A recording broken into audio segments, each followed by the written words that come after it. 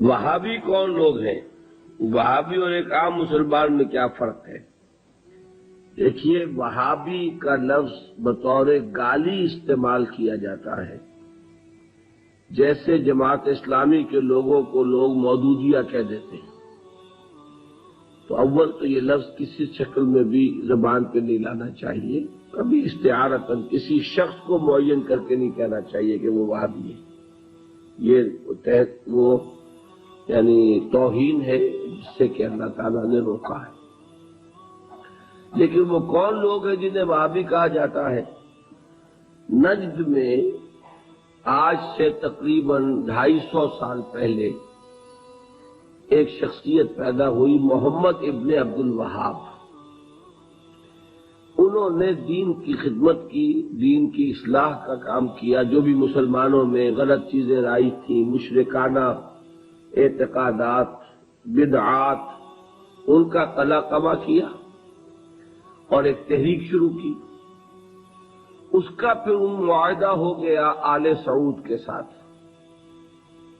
کہ آل سعود ایک ابھرتا ہوا قبیلہ تھا یہ، تو ان دونوں کا معاہدہ یہ ہو گیا کہ ہم مل جل کر کام کرتے ہیں، اگر حکومت کو ہم قائم کر لیں تو اس کی حکومت، اس کا انتظام جو ہے دنیاوی، وہ آل سعود کے پاس رہے گا، اور اس کے دینی معاملات جو ہیں وہ آل شیخ کہلاتے ہیں، وہ اب شیخ محمد بن عبد الوہاب کے خاندان کے پاس۔ اس طرح یہ سعودی ڈائنیسٹی شروع ہوئی۔ پہلے نجد میں حکومت بنی، پھر انہوں نے حجاز کو بھی فتح کر لیا، تو حرمین شریفین بھی انہی کے زیر انتظام آ گئے۔ تو یہ جو ایک سلسلہ چلا ہے، تو اب ان میں محمد ابن عبد الوہاب رحمۃ اللہ علیہ نے جہاں بہت اچھے کام کیے، وہاں ایک پہلو ایسا بھی تھا جس پہ اختلاف پیدا ہوا۔ انہوں نے تصوف پر بڑی شدید تنقیدیں کی، اور اس میں کچھ میں سمجھتا ہوں کہ جیسا ہوتا ہے، کوئی جب بھی ریفارمر کھڑا ہوتا ہے، کوئی مصلح، تو جذبات میں آ کر بعض اوقات سخت باتیں بھی کہہ دیتا ہے۔ تو اس طرح کی کچھ باتیں بھی انہوں نے فرمائی ہیں۔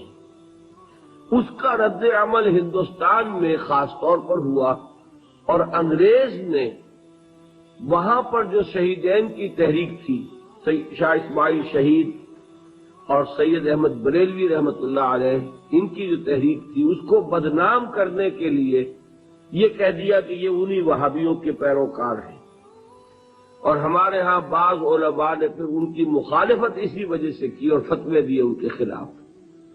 تو اب یہ لفظ جو ہمارے ہاں بریلوی مکتب فکر کہلاتا ہے، اس کی سب سے بڑے گالی ہے جو وہ دے دیتا ہے۔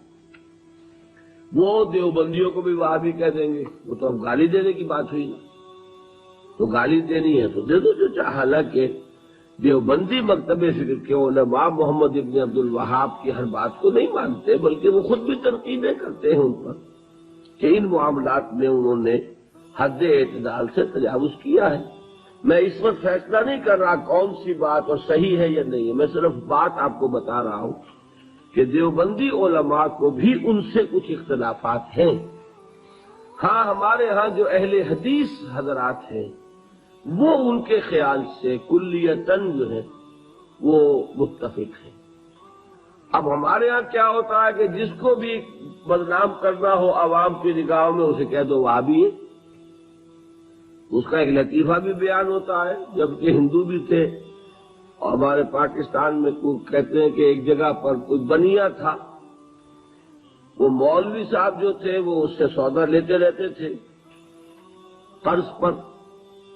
ایک موقع پہ آ کے بنیے نے کہہ دیا کہ مولوی صاحب اب آپ کو میں سودا مزید نہیں دوں گا، پہلا حساب چکا دیجیے۔ تو انہوں نے واز میں کہہ دیا کہ فلاں شخص سے شنکر لال سے اب سودا نہ لو مسلمانوں، وہ وہابی ہو گیا۔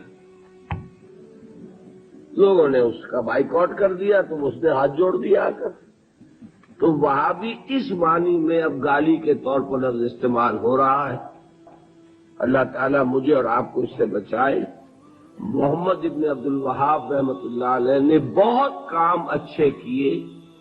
اس عرب میں بھی بہت شرک ہو رہا تھا، قبر پرستی ہو رہی تھی، یہاں تک کہ جو یمن سے حاجی آتے تھے طائف سے گزرتے ہوئے حضرت عبداللہ ابن عباس کی قبر چونکہ طائف میں ہے، پہلے اس کا طواف کرتے تھے، پھر جاتے تھے خانہ کعبہ کی طرف۔ تو انہوں نے ان تمام چیزوں کو ختم کیا ہے، اور ابھی تک تو انہی کے اثرات تھے اصل میں کہ جو سعودی عرب میں چل رہے ہیں۔ اب جو نئی نسل ابھر آئی ہے تو وہ آل شیخ کا عمل دخل جو ہے وہاں بہت کم ہو گیا ہے۔ آگے حالات کیا ہوتے ہیں تو اللہ کے لیے، یہ ہے اصل شے۔